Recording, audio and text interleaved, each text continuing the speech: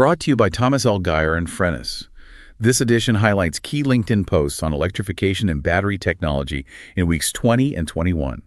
Frennis is a B2B market research company that supports automotive suppliers with building feature-by-feature competitive intelligence that shows exactly how their product stacks up against the competition. You can find more info in the description. Thank you so much for joining us today. We are really excited to welcome you to another deep dive into next-gen vehicles and mobility. Yeah, glad to have you with us.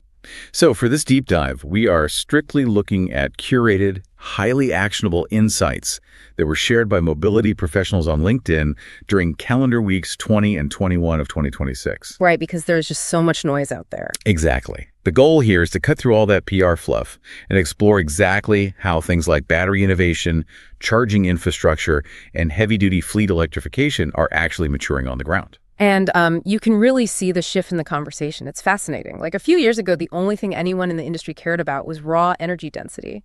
Right, it was just a numbers game. Yeah, exactly. But now the conversation has completely pivoted toward highly specialized use cases and, the actual end-of-life economics of these batteries. Oh, totally. And Saurabh S. highlighted this shift perfectly. He posted about CATL launching 6 new cells in a single night. 6. Wow. Yeah, in one night. And the big insight from Saurabh was about the procurement reality. You don't buy the flashy headline, you buy the duty cycle. Right. It's about what the battery actually has to do every day. Exactly. Take their new Noxtra sodium-ion cell, for instance. On paper, it has lower energy density, which sounds bad, right? But it absolutely dominates in minus 40-degree climates. Which is huge for a specific market. Exactly. And on the flip side, they announced a massive 587 amp-hour cell, but that one is strictly for grid storage. You'd never put it in a car. It's just hyper-segmentation. Yeah, it really is. But even with that segmentation, the sheer speed of charging on the passenger side is just getting ridiculous. You're talking about Caleb Boyd's post.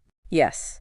Caleb broke down the updates on BYD's Blade Battery 2.0 and CATL's Shengsing 3.0. I mean, we are looking at sub-5-minute charge times now. Wait, sub 5 minutes? Yeah.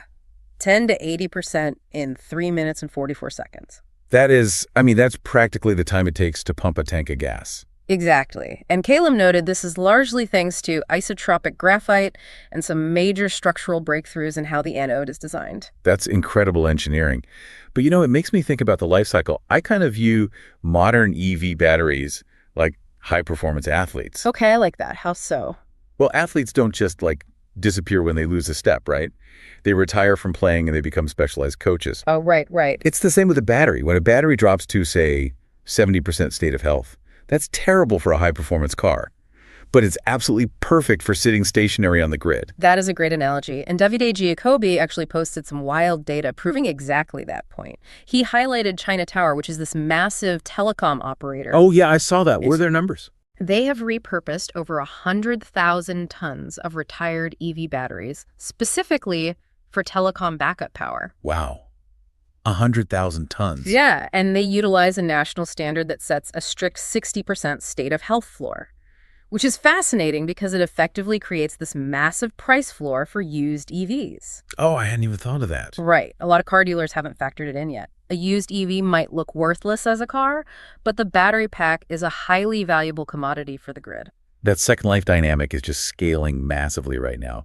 Like Dominique Lukenhoff noted that J.B. Straubel's company, Redwood Materials, is now pulling in second life EV batteries, pairing them with solar, and using them to power data centers. Really? Just bypassing the utility grid entirely? Exactly, because right now you might face a 5-year utility interconnection delay to build a data center. Yeah. This microgrid setup just skirts that entirely. That is so smart. And then Vlad Protenko shared that Ford just pivoted a $5.8 billion idle gigafactory over to strictly grid battery production. Oh, well. Yeah, and the crazy part is, the major moat there isn't just the technology.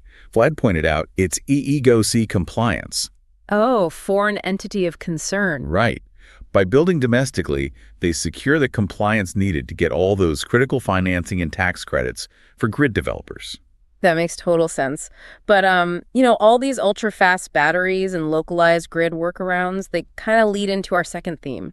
Because all of that means absolutely nothing if the infrastructure they plug into is just broken or grid constrained. Yeah, that is the harsh operational reality we are living in right now. We really are moving way past that initial land grab phase of just throwing chargers everywhere. Oh, definitely. And Fletcher Dyack shared a pretty sobering statistic about that. Hmm. He pointed out that while the U.S. has over 71,000 fast-charging ports right now, only 71% of charging attempts actually succeed on the first try. That is just unacceptable for consumer adoption. It really is. And Daniel Henderson corroborated this with boots-on-the-ground data in Phoenix. He found that 17% of public chargers there were completely broken. Yeah, and Chris Chamberlain highlighted that this operational friction isn't just the hardware breaking down. It extends deeply into the back end, too. What do you mean? Like software glitches? Software, sure, but mainly payment processing. He noted that opaque payment processing fees and broken pre-authorization systems are just quietly destroying the profit margins of charge point operators. Let me push back on how the industry talks about this, though, because we hear companies boasting about, like, 98% uptime constantly. Oh, I know where you're going with this. Right. Isn't tracking uptime just a dangerous vanity metric? If all it means is the charger has a basic internet connection, doesn't that just blind the operators to the fact that actual drivers are failing to charge? Yes, I completely agree. And it seems the top players are finally realizing that, too. Wolf Schlafter shared an insight about EnBW's CEO Martin Romheld. Okay, what did he say? He has explicitly stopped targeting a fixed number of charging ports. They aren't just chasing installation numbers anymore. Instead, he's aiming for a 20% overall market share. Oh, interesting. So quality and utilization over raw quantity. Exactly. Because the real barrier isn't manufacturing the chargers. It's the years-long delays from regional grid operators to actually power them. Which explains some of the crazy workarounds we are seeing deployed right now. Skander Garum highlighted how Porsche is using these massive mobile battery trailers. Oh, yeah, they truck them into highway rest stops, right? Exactly. Yeah. During holiday peaks, they just tow these battery trailers in to handle the ultra-fast charging surge, totally avoiding the need for permanent grid upgrades. That is brilliant. And Angela E. pointed out a massive boom in stationary versions of that battery-integrated DC chargers. Right, where the battery is built into the unit itself. Yeah, but he had a really strict warning for buyers. He said you have to trust fleet-proven manufacturers like Optigrid and Orange EV. You really have to avoid these venture-backed pure plays that just have a flashy pitch deck. Because commercial environments will absolutely destroy consumer-grade hardware. Exactly. Which, logically brings us to the next massive challenge. Oh, I know what you're going to say. If the grid is struggling to handle passenger cars and holiday traffic, the arrival of Class 8 electric semi-trucks is an entirely different magnitude of infrastructural stress. It really is. But the economics are forcing it to happen anyway. Doron Meyersdorf laid out the shifting math around electric trucking. Let me guess. The Tesla Semi. Yep. Tesla's mass production launch, aiming for 50,000 trucks a year, changes the entire game. Doron noted that with energy costs sitting at roughly 15 to 31 cents per mile, compared to 60 cents or more for diesel. Wow, that is half the cost. Right. The total cost of ownership advantage is just impossible for legacy OEMs to ignore now. But Jason Roig added a really critical caveat to that whole narrative. Yes, the TCO is great, but he pointed out that Tesla's consumer-style marketing, boasting 60% charge in 30 minutes, is actually repelling real fleet managers. Wait, why would that repel them? Because a depot manager can't run a logistics hub on a PR headline. They need the full 0 to 100% charging curve. They need cold weather sensitivity, year 5 degradation stats. The last 20% of a massive battery takes much longer to charge safely. Oh, of course. They have to map out driver shift times and route scheduling down to the minute. Exactly. And honestly, let me push back on something else here too. The media hype around public megawatt charging systems. Yeah. The MCS network is everywhere right now. Yeah, you see press releases about highway megawatt chargers daily. Right, and public funding is flowing heavily into that. But isn't the true linchpin of freight electrification actually happening behind the fence? Privately, at the depot. You are spot on, and the insights from Europe absolutely validate that. Jeff Berger noted that Germany just committed €1 billion to e-truck charging. Which is a massive number. It is, but Christophe Lefit-Philibert correctly identified that depot charging remains the true bottleneck. If a fleet operator can't secure the massive grid power needed to charge overnight at their own depot, they will just revert to diesel. It has to perfectly match their operations. That makes total sense. Yeah. And it perfectly sets up this highly entertaining but super practical anecdote from Syed Hasib Hassan. Oh, I read this one. The BYD station in China. Yes.